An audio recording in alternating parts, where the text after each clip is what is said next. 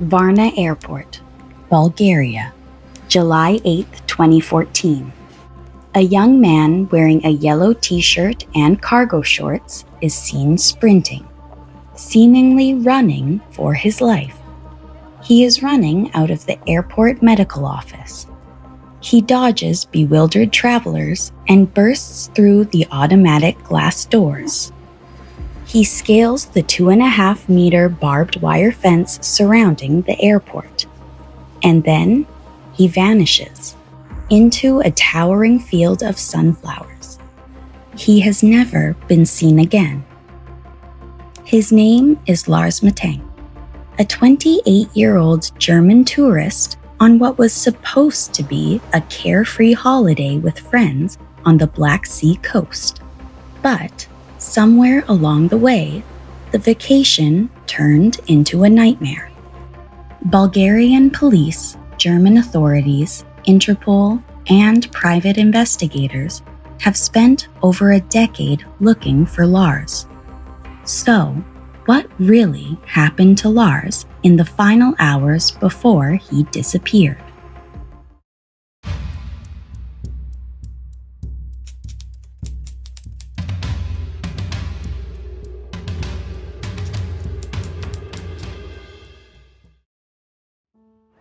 Lars Mittank was born in West Berlin in 1986 and raised in the windswept town of Itzehoe in northern Germany. For the past 7 years, Lars made his living as a precision mechanic at the Wilhelmshaven power plant on the coast. Lars had a long-term girlfriend and a close circle of friends. He was also close with his parents. When a stroke left his father disabled in 2012, Lars helped any way he could. Every weekend, he made the long drive back to Marna, spending his free time helping his mother Zandra around the house. She called him the perfect son. Lars's medical records show no psychiatric history or mental illness. He was a healthy, athletic young man who lived and breathed Werder Bremen soccer. Someone who grew up hunting and fishing in the German countryside. He had sailed the deep fjords of Norway and vacationed in the heat of Turkey. He had experience traveling to new places. But as he packed his bags and boarded a flight for a vacation with 5 friends, at the Golden Sands Resort in Varna, Bulgaria, Lars had no idea that this trip would be his last. June 30th, 2014. Golden Sands, Bulgaria. It's the kind of place where young Europeans go to lose themselves in the neon lights and pulsing music. Lars and 5 of his friends are here for exactly that. They had planned a week-long vacation to soak in the summer sun. For days, it's a picture-perfect getaway. Until it isn't. July 5th, 11 p.m. A bar inside the Golden Sands Resort. A World Cup soccer match is playing. Costa Rica versus the Netherlands. Inside the bar, Lars gets into a heated exchange with rival fans of Bayern Munich. The disagreement ends almost as quickly as it begins. Or so his friends thought. July 6th, 4:00 a.m. Leaving the bar, the group begins to make their way back to their rooms. A few of the friends stop at a McDonald's kiosk for a late-night bite. Lars tells them he will meet them back at the hotel. But when the rest of the group gets back to the hotel, Lars wasn't there. When Lars later returns, he goes straight to his room without talking to any of his friends. When everyone wakes up the next day, in the afternoon of July 6th, Lars tells them he had been jumped. He suspected the men who beat him were hired by the Bayern Munich fans from the bar, as they had told Lars that it was cheap and easy to hire thugs in Varna. The identities of the men who allegedly jumped Lars have never been uncovered, and Lars's friends were skeptical of his story, as they didn't notice any severe injuries. Lars, however, complained of pain in his left ear. While on the phone to his girlfriend, she urged him to go see a doctor. Lars assumed that the pain in his ear would get better with time, and he spends the rest of the day relaxing. July 7th, the group has their return flights back to Germany booked for later that day. However, the pain in Lars's ear was getting worse, and he was beginning to experience hearing loss.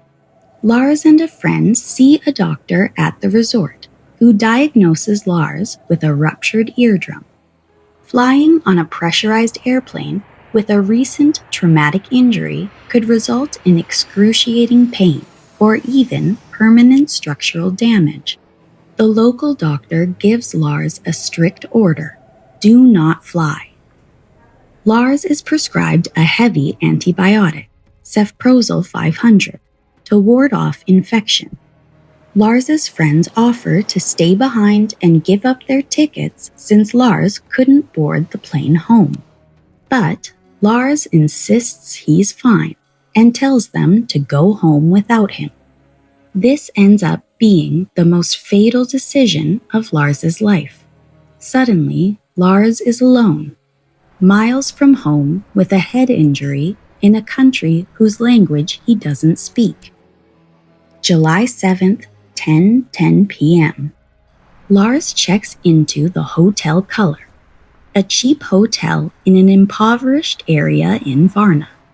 Within an hour of checking in, something inside Lars snaps. July 7th, 2014, 11 o'clock p.m. In the middle of the night, his mother, Sandra, answers her phone in Germany. Lars fills his mother in on everything that has happened, including the disagreement at the bar and being jumped. He tells her about the doctor's visit, stating that the doctor allegedly mocked him.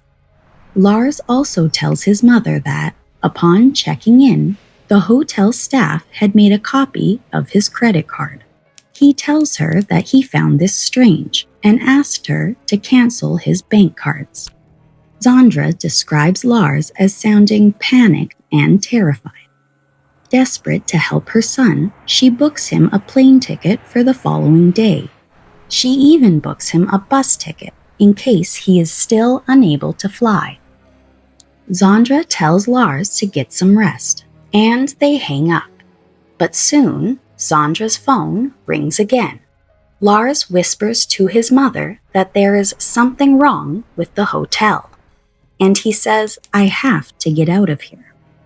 July 8, 2014, around 2:30 a.m. Lars calls his mother again, whispering to her that he had now left the hotel and was hiding from 4 men who were following him. July 8th, between 3:06 and 3:15 a.m. Lars sends 2 separate texts to his mother asking Cephalosporin 500, "What is this?" Believing Lars was still in hiding, Sandra doesn't call him, instead spending the night waiting by the phone for further contact from her son. At some point in the early morning, a cab driver sees Lars frantically trying to hail a taxi. He allows Lars to ride with the passenger that was already in the cab. Both the cab driver and the other passenger have stated that Lars seemed terrified and had dilated pupils. July 8th, 5 a.m. Lars arrives by taxi at the Varna Airport to catch the flight his mother had booked. But airline rules are strict. He needs a doctor's clearance to fly. He calls his mother and asks her to wire him money through Western Union. Sandra ends up sending Lars 500 euros. Lars told his mother that they would not let him fly or drive. and so Lars's mother tells him to go see another doctor. Around 9 a.m., Lars walks into the airport clinic and he drops his bags on the floor. The doctor immediately notices something is terribly wrong. Lars is trembling, pacing intensely, and irrationally questioning his prescribed medication. And yet, the doctor examines his ear and tells Lars that he is cleared to fly. Lars is finally going home. But then, the door opens. At the time, the airport terminal was undergoing renovations. A construction worker unexpectedly steps into the clinic. Suddenly, Lars jumps up. He shouts, "I don't want to die here. I have to get out of here." And then he runs. He leaves everything behind. His luggage, wallet, passport, and phone all left on the clinic floor. He sprints out of the terminal. He eventually climbs over the 8-foot barbed wire perimeter fence surrounding the Varna Airport and disappears into the field of sunflowers, leaving behind nothing but a mystery. Airport workers and security staff quickly alert authorities about Lars Mittank's bizarre behavior. Soon after Lars sprints away from the airport terminal, Bulgarian border guards unleash the hounds. The dogs pick up his scent and track it through the nearby field and forest. They track his scent to a nearby highway, and then it vanishes. Investigators reconstruct the hours leading up to Lars's disappearance.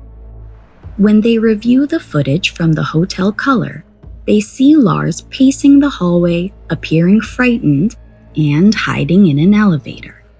They see Lars leaving the building around 1 a.m. He returns around an hour later. It is likely during this time that Lars made the phone call to his mother in which he stated he was hiding. Back in Germany, Lars Mittank hires seasoned German private investigator Andreas Gutek. Gutek scrubs that now infamous airport security video. He searches for any clues that may have been missed. He travels to Varna's poorest neighborhoods to search for leads and hand out flyers. Gutek checks the hospitals, the psych wards, and the homeless shelters. He watches the CCTV footage from the hotel color and watches Lars pace the halls. One of Gutek's men even checks into the hotel color and stays in the very room that Lars did. But Gutek still finds nothing. To this day, there is no concrete evidence of what happened to Lars Mittank after he left the Varna Airport. However, there are many theories about what could have caused Lars's bizarre behavior. The leading theory involves Lars experiencing a medication-induced psychosis. After the altercation that led to Lars sustaining a ruptured eardrum, he is given a prescription antibiotic to prevent infection, Cephalosporin 500. It's strong, and it comes with a rare but documented medical warning: cephalosporin-induced psychosis. It results in symptoms including hallucinations, delusions, confusion, and agitation. It's possible that Lars sustained a concussion during his altercation, and patients with a traumatic brain injury, such as a concussion, are at increased risk of experiencing cephalosporin-induced psychosis due to damage to the blood-brain barrier. Additionally, alcohol is known to cause cerebral vasodilation, the widening of the blood vessels. Lars and his friends were partying hard during their vacation. The alcohol could have made it more likely for substances in his bloodstream to reach his brain. However, there have been conflicting reports regarding whether Lars even took the medication.